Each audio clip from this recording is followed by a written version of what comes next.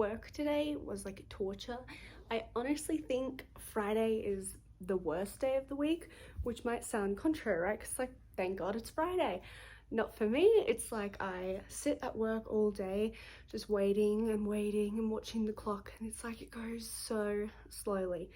But it's over now. It's Friday afternoon, and after what felt like an extremely long and torturous day at work, I'm finally home. And I wanted to talk about Crescent City 3 because I finished it last night. In fact, I wanted to talk about Crescent City in general and Sarah Maas. And I haven't thought about this at all, so there's probably going to be no structure to it. So welcome to an unhinged rant. This is not going to be spoiler free, so if you haven't read the book and you care about spoilers, click away. If you don't care, then yay. Welcome. So Crescent City 3, I'm going to honestly start at the back because I just finished it, so obviously the ending is most of on my mind than anything else. So starting from the back, so obviously Bryce wants to exterminate the Asteri. She wants to get rid of them, and she does that by opening up the black hole to nowhere, which I'm sure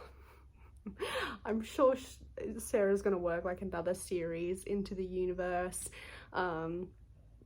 where like our next female protagonist will somehow accidentally open this portal to nowhere and like let the Asteri into their world. Like, if I typically don't make predictions for book series because they're usually wrong, especially when it comes to Sarah. Like, people make these crazy predictions and they are almost never true. And like, I would never make predictions about Rebecca Ross now either, because people had so many predictions for Iron Flame after Fourth Wing, and when Iron Flame came out, like, none of literally, I don't think any of those went in there. I'm sorry, I'm taking off my socks. Okay, so that is as far as I would go with making a prediction about the maasverse and any like future titles. I think Crescent City 3 is like surely the last one, right? I mean, I don't really watch interviews or like read interviews and stuff with her, so I can't be too sure, but yeah, I would be really surprised if she announced another Crescent City title after the third one, because it's kind of, the conflict's been resolved. Like, obviously they'll have a newfound conflict of like, they've just dismantled their entire government system and they've dismantled their source of electricity, so that will be really, obviously they've got to handle that. That's like a potential conflict, but I wouldn't want to read a book about it. I'm sure Sarah would do a great job, but she could absolutely leave Crescent City 3 where it is and I would not think about it. So starting at the back, when Bryce opens the black hole to nowhere and like the Asteri gets sucked in and she gets sucked in, and then Hunt like comes in the mech suit after her to like save her body because she's dead, right? That whole time, the only way I could picture it was in Big Hero 6, when they like essentially open that portal and like Baymax comes and rescues Hiro. That's exactly how, that's like pretty much how I imagined it. Like, they're all getting sucked in, like they were getting sucked into the portal thing in Big Hero 6, and the Asteri were like going into it, and then Hunt is like the Baymax. Except obviously Hunt doesn't sacrifice himself for Bryce. So, you know, if you are watching this despite spoilers and you are interested in reading the book but you decided to watch anyway, because honestly, fair, Hunt doesn't die, don't worry. And just speaking of Hunt, he is the best boyfriend, I think, of any, or husband, I guess, of any of the books so far, insofar that he is the first and only, well, I guess not exactly the first and only love interest, because there was Connor, but that doesn't really count, right? But he was a consistent love interest for Bryce, whereas like Rowan from Throne of Glass is like my be all and end all. He's my favorite no matter what. Like, It doesn't matter what Hunt does, it doesn't matter what Reeson does, it's always going to be Rowan for me. But Hunt is like definitely a close second, and I like Reeson, but he's third. I really love Hunt. The whole first book, I was extremely paranoid that she would go the route she has with the previous two series, where like the first love interest isn't the lasting love interest. So when I like, obviously Hunt betrays her in the I don't feel too conflicted about what Hunt did in the first book, but he like betrays her or whatever, and then when that happened I was like, oh, it's true, like Bryce isn't gonna be with him, like who's gonna be the next love interest? I really like Hunt. And then they got back together, thank God. And so I was always worried. Well, once they were like together in the second book, I knew we were pretty solid. I feel like Sarah would be a bit of a one-trick pony if in all three of her series the first love interest wasn't the ongoing love interest. But CC3 was good. I think it was way too long, and I think she was trying to make Bryce like Aelin in a way, wherein when you read Throne of Glass, especially like when you get up to Empire of Storm's Kingdom of Ash, it's like you as a reader never, like, you don't know until it's unfolding that Aelin has planned so much of it. And like Aelin, what the fuck is on my dress? Aelin is like a brilliant leader, and she's a brilliant mind, and you know, she's thought of things that you haven't thought of, and as things happen it surprises you as the reader. I think she tried to go that route sometimes with Bryce, and I don't see Bryce as smart as Sarah tries to make her out to be whenever. So like I'll take something in the third book, for example. I got two examples from the third book, but I guess my first example of this from the third book would be when, so to us as the reader, like when Bryce comes back from the ACOTAR universe back to her own universe, and where she arrives is at her father's place, and you're like, oh, that's unlucky, right? And then it is revealed to you like, oh, Bryce planned to land there so that she could do XYZ and like put her father, like trap her father or whatever. And it's like, oh, okay.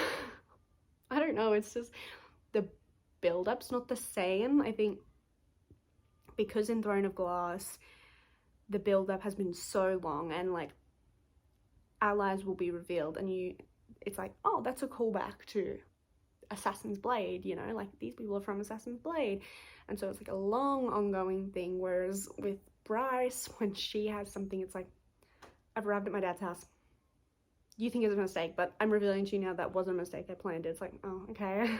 Okay, Bryce. Or then again right at the end where they arrive in like the Asterius palace or whatever, and what's the bright hand's name? Regalius or Regulus. I'm gonna call him Regalius because that's how I pronounced it in my head, but it's probably not how it's pronounced at all. Regalius says like, oh, ha ha ha, joke's on you. You've got all your fucking troops from hell marching in on Lunathion, or how the fuck, I don't know, marching in on Crescent City. I'll just call it marching in on the city. Sucks to suck. I have sent half our troops to the Northern Rift, and they're gonna like invade hell, I guess. And they act like Hunt and Bryce are like, oh, act all surprised and teleport out there, and then Bryce is like, well, he thinks we fell for that, he thinks he's got the upper hand, but joke's on him because he sent half his troops there and it's actually being defended anywhere. I don't know, it just like wasn't as impactful. Don't get me wrong, I really liked Crescent City, but if I had 3 criticisms, it would be that it was far too long. It did not have to be that long. It was good, it was way too long. And the second criticism would be about that I think she tries to make Bryce seem like Aelin, but it's too like the book is so many words, and yet because she's going through so many perspectives, everything is rushed. It would feel more impactful if it wasn't like, it looks like we've been fooled, or it looks like something's happened to Bryce, and then pretty much an immediate reveal of like, this was my plan all along. So yeah, those are my main two criticisms. And then my third would be a criticism I've seen on TikTok and stuff, is people saying that the stakes never feel high, and I agree with that. And I think it ties into the second thing of like, even though it's so long, it's so rushed. And I think that's the same. It's like the stakes don't feel so high because, you know, of course, intrinsically that they're obviously going to defeat the Asteria, right? But it's just like bam, bam, bam. When it happens so quickly, and the stakes never feel high because everyone gets resurrected all the time, like as far back as the first books and stuff. Or I remember when Ethan got his throat ripped out when he was defending Hypaxia, and like he just healed from having his throat fucking ripped out. And once that happened, I was like, okay, so nobody's gonna die.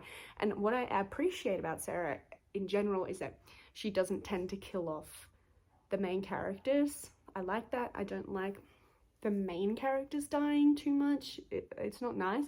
However, with her main characters in this series, she put them in like life-ending situations only for them to heal multiple times, like multiple times.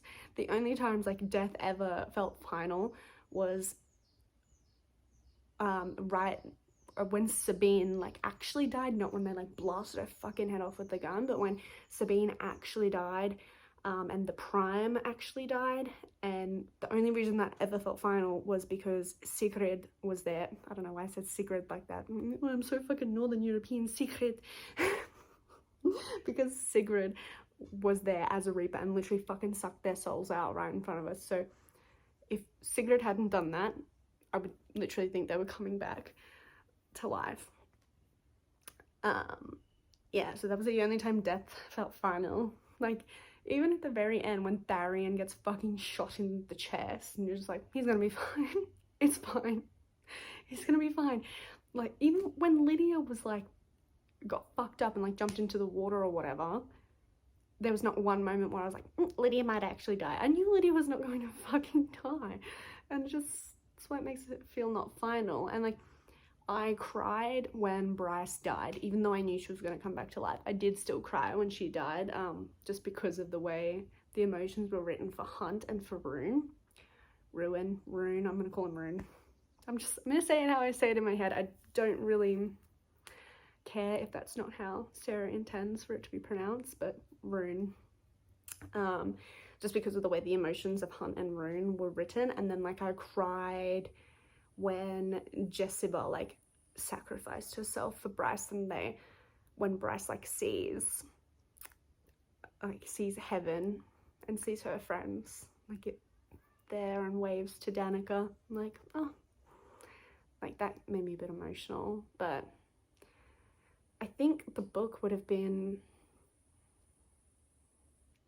well, it would have been shorter if we didn't read so much about Tharion. And I think it just could have been, like, I don't really think any of that was necessary. Like, normally the perspective shifts were, like, important when it came to Ethan because we see him becoming Prime, right? But it's like, did we really need Ethan's ongoing, like, never-ending fucking saga with Sigrid? Like, I don't know. Yeah. And, like, with Tharion, it was so much his point of view at the start, but like, why? You know, it's like he gets hooked on the Viper Queen's venom, and then they get him out of there and they get on the depth charger, and at the end of it, it's like with Ethan, having it be his point of view so often, it's like, okay, well, at least we're seeing, like, as annoying as it is, at least we're seeing his progression to becoming like Prime, right?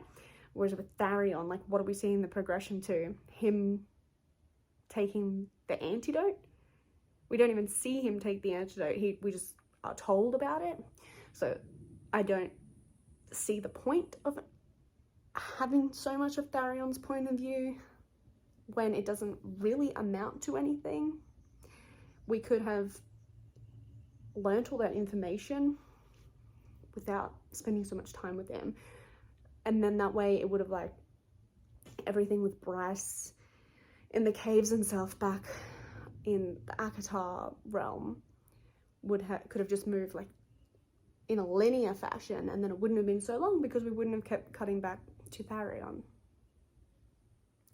I don't know, that's just my thought. Don't get me wrong, it was good, but I finished it and I was like, there is no reason for that book to be 800 and something pages. No reason. She could have done that.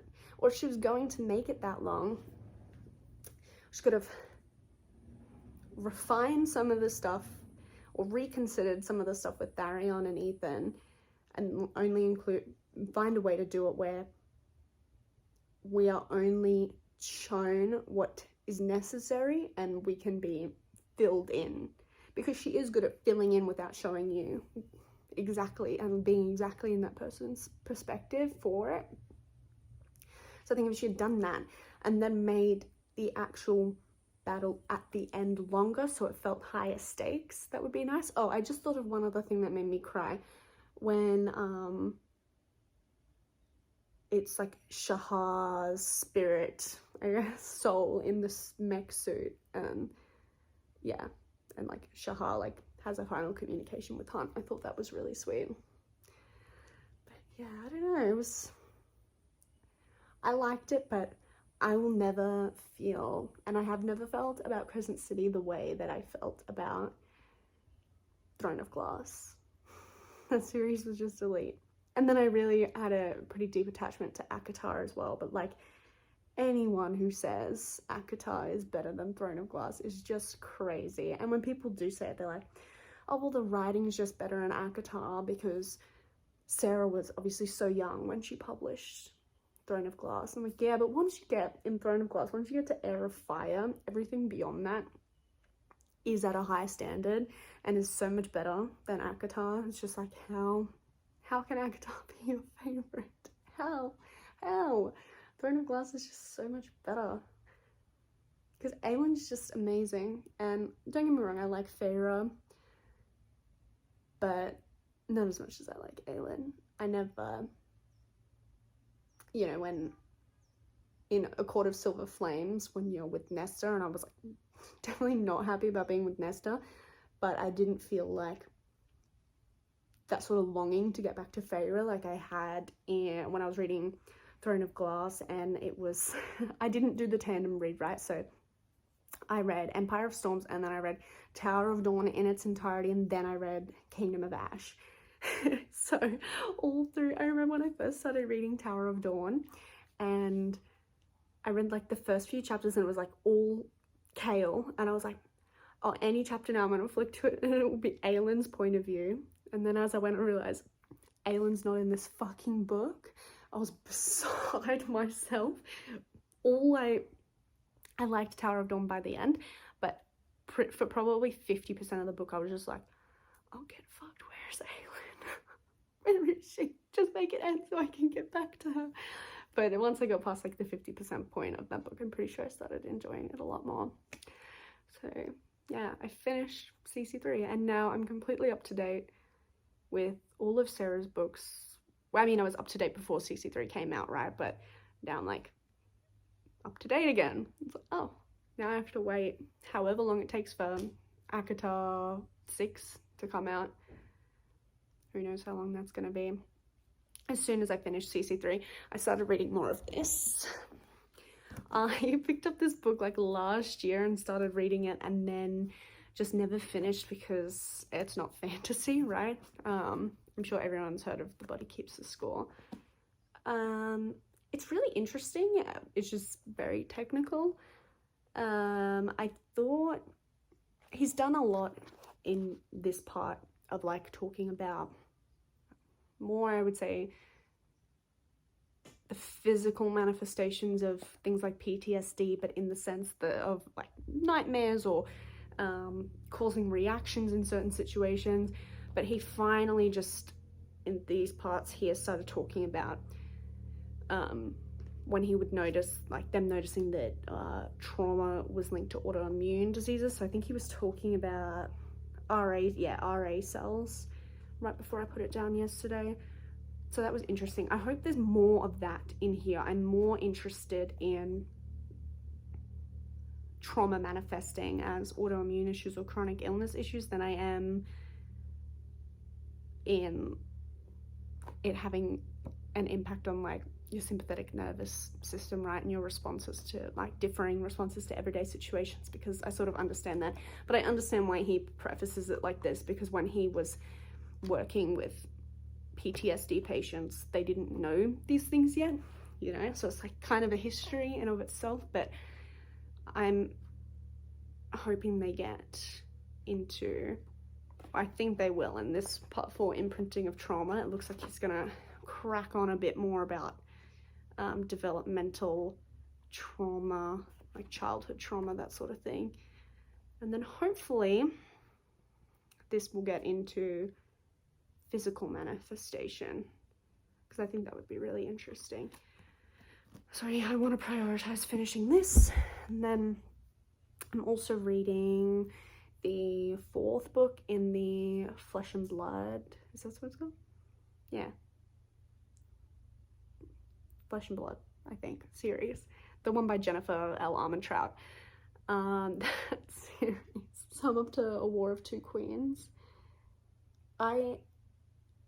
This book, I was buying it and it's like 625 pages. I'm like, Jennifer, you don't have any right to make anything 625 pages. I'm sorry. I like this series, don't get me wrong. However, I do have made much more major criticisms of From Blood and Ash. That's, yeah, from Blood and Ash. It was confusing than my thing, because it's From Blood and Ash, Flesh and Fire, whatever. Anyway, From Blood and Ash. I do have more major criticisms From Blood and Ash. I like the story, but the dialogue is infuriating. And I'm not the first person to point this out. But there are 2 conversations. There only ever seem to be 2 conversations that take place in this fucking book. And it's unbearable. The first is between, what's that main character's name again? Poppy. Penelope. Poppy. Poppy and Kieran. Every time Poppy and Kieran talk, Poppy goes, this is fucking a replay of exactly what happens every time Poppy and Kieran have a conversation. Poppy goes, I have a question. And Kieran, without fail, is like, of course you do. Of course you have questions. Like, fuck off. Ugh. Every time though, every time. Fucking Poppy hasn't grown up in your fucking world knowing everything you have known, and she's also like when she like 18, 19 years old, and you're like fucking hundreds of years old. Get over yourself, Kieran, your dog. Literally dog, overgrown dog. I know he doesn't like being called an overgrown dog, but that's what he fucking is. So annoying. Every time she has a question. I have a question. Of course you do. Grow up, Kieran. And then the only other conversation that seems to happen is between Poppy and Castile, and Poppy will be like, I'm gonna stab you, I'm gonna cut you, I'm gonna stab you in the heart, and Cass every time is like, oh yeah, do it, that would be so hot. And then Poppy says, you're seriously unhinged, you're deranged, you're disgusting. Like, oh, we get it. You want to stab him, he thinks that's hot, you call him deranged. Got it. But on the bright side, I'm about 5% in, because I just started last night. I'm about 5% into the book, and they haven't had either of those conversations yet. Mostly probably because Castile is in prison, so Poppy can't exactly talk to him. Well, he's not in prison, he's imprisoned, I should say. And Poppy and Kieran Poppy hasn't asked Kieran a question yet, but I'm sure she will soon, and I'm sure he'll have a problem with her asking questions. Oh my god, my hair looks crazy.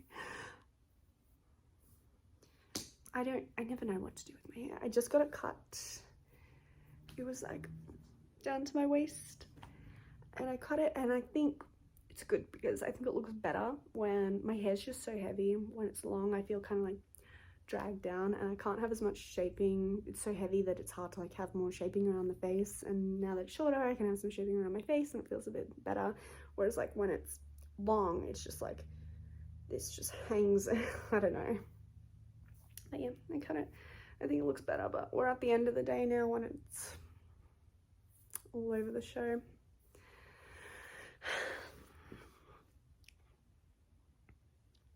When I finished work, while I was at work, and I was Skyping everybody I know at work to complain about how long the day was going, and one of my friends was saying, I'll like have beers after work or whatever, and so I had to stop at the supermarket to get milk on my way home, and it's right next to a BWS, so I was like, maybe I do want alcohol, but I decided not to.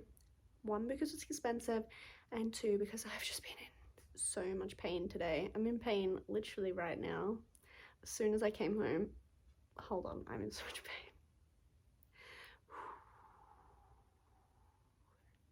As soon as I came home, I took ibuprofen and paracetamol. But I was friggin' suffering this afternoon, let me tell you. I need to remember to put in every bag I own ibuprofen and paracetamol. Otherwise this happens. I'm in bad pain. But yeah, I took a bag that I don't normally use today and totally forgot until I started hurting, and then I was like, no. And it sucks too, because it's like this morning, so I'm trying to lose weight, and I have lost a lot of weight since I started, but I gained a little bit back over Christmas holidays, so now I'm trying to lose that, and it's going slowly, but it is going down. So this morning I weighed myself and it was down a bit, so I was happy about that, because I've been really bloated lately, but it went down a bit. And then I looked and felt fine this morning when I got dressed, and then around lunchtime I'd already started to feel more inflamed, and then around lunchtime I looked in the mirror and I was like, I feel like I look so big, so puffy, so inflamed. And then I should have known, like, I can usually tell when my pain is going to be bad based on how I think I look in the mirror, because if I'm looking quite bloated and stuff, that's like inflammation, right? And if I have inflammation, then I'm gonna have pain, and that's what happened today. So anyway, these are just the things that over time I notice more and more about my body. I can usually feel like in the morning, like tingle, and I'm like, oh, I know what my day's gonna look like today.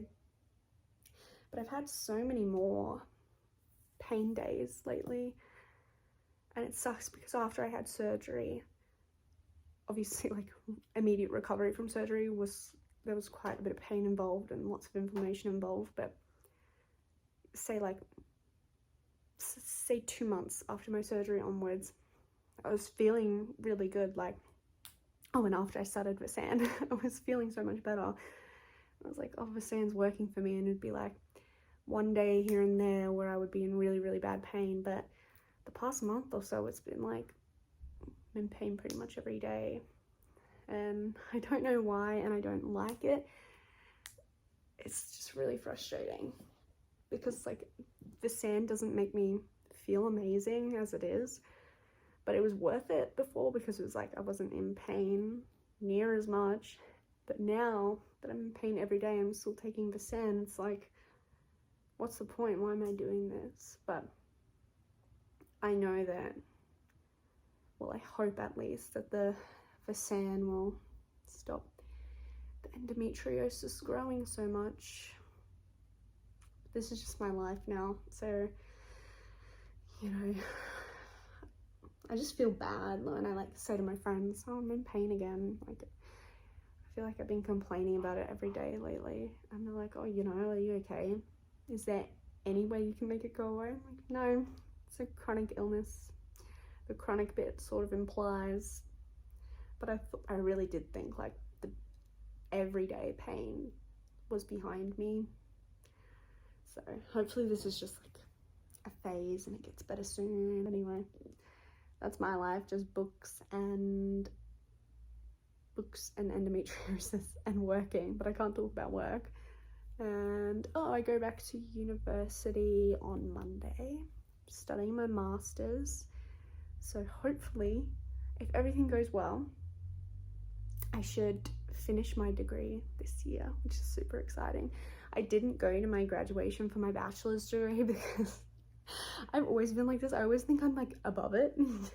Like when in high school, like we had our formal or whatever, and I went to my formal, but I didn't really care about it because I kind of thought I was above it. And then I definitely didn't go to my formal after party because I knew I was definitely above it, and that's fine. I don't feel like I missed out on anything. I'm like, I'm sure there were other post-graduation things that went on in school that I just didn't know about, couldn't be bothered with because I didn't care. I thought I was above it.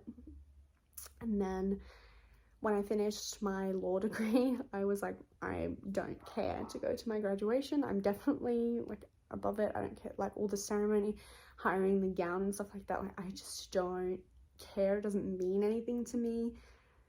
Like I'm having the degree. It's not about the graduation day for me. It's just so expensive, and for what reason, right?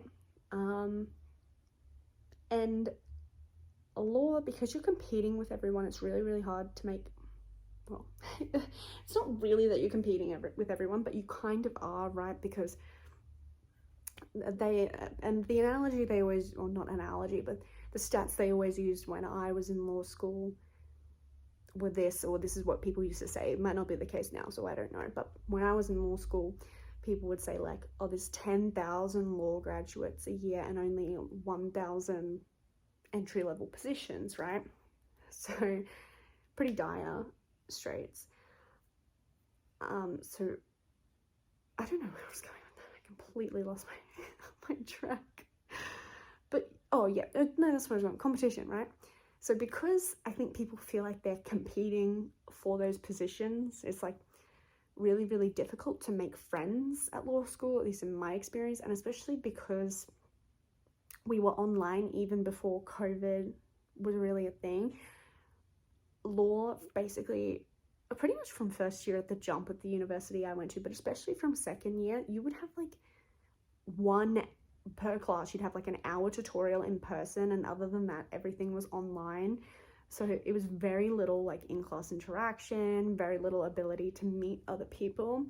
And then usually everyone is so shy, and I guess because of that competition atmosphere and a little bit of like antisocial elements, type A individualistic personalities, that people don't tend to make friends. And it would usually be around, not in every case, but it usually be around like week 8 where people would start talking to each other, being more comfortable, feeling like they can approach each other. And then especially because it's like, oh, exams are going to be coming up in a few weeks, so I had better find people to study with, right? So I normally notice that people would open up more and want to make friends and want to introduce themselves after week 8 in uni. So and because I was on a bit of a different progression to others in the sense that I transferred universities, so the way I was conducting my subjects and the order in which I did them, and because I had a mid-year graduation, it's a little bit different. And all my friends I did make when I was at uni were doing dual degrees. So in the grand scheme of things, they were about a year, 6 months to a year or even more behind me. So it wasn't like, oh, I would graduate and I'd be graduating with all my friends and we have a graduating class. It's not like that at all. So I didn't really care to go to graduation. And this time I'm completely an online student because I work full-time and I don't have friends in the degree necessarily, but I think I would still like to go to my graduation this time, because I think, to me, getting a bachelor's is one thing, but getting a master's is kind of a big deal. And I worked really hard on this, and I've also done a lot better in my master's than I ever did in my bachelor's. My GPA was so shit in my bachelor's, like maybe a 4 point, I think I got it right around a 4.5 or something by the time I finished, but I had to work really hard to scrape it up to a 4.5, and now my current GPA is a 6, so I'm doing so much better. I care about this. To me, a master's is a big deal, and I think because I can sort of afford it more now, like to hire a gown and to pay for like tickets for like my mom and my sister or whatever to come to my graduation. I think I will do it this time. Hopefully I can attend. Like, surely they don't tell me you're an online student and you're studying through like I go through like a second party sort of thing. So hopefully I can go to my graduation. If I can go to my graduation, I think I will be going this time. So I'm looking forward to finishing it. And I thought I was wearing my Pandora bracelet. I was going to show like my graduation charm I got when I graduated mid-year 2021. So I might have to get another one when I graduate this year, and all goes well this year in 2024 at the end of the year. Graduating at the end of the year like a normal person, not in the middle of the year. Anyway, I'm gonna go. If you made it this far, thank you for joining me. Thank you for hanging out. I think I would like to do videos every now and again where we just chat, or I chat at you. Like, we're friends and I'm updating you on my life, right? I wouldn't expect to see anything exciting or riveting or otherwise out of me. It's just not in my nature. I don't live an exciting or riveting life, really. My hairdresser always makes fun of me because she's like, what are you doing after this? Going to play The Sims? And I'm like, yeah, cool down. Yeah, so that's all from me. I appreciate your time and I hope you don't feel as if it was wasted. Bye.